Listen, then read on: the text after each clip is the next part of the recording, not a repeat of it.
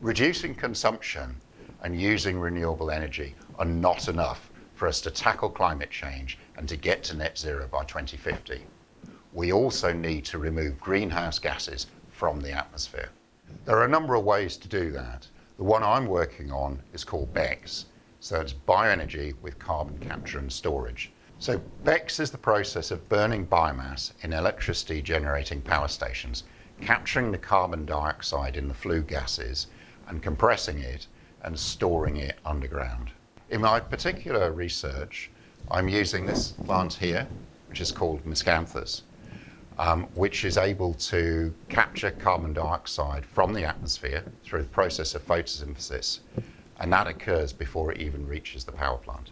There are other approaches for greenhouse gas removal, but BECCS is really important for our ability to remove carbon dioxide rapidly from the atmosphere, and in particular for us to be able to meet our 2050 net zero target. Small nation, big ideas. Welsh science tackling climate change.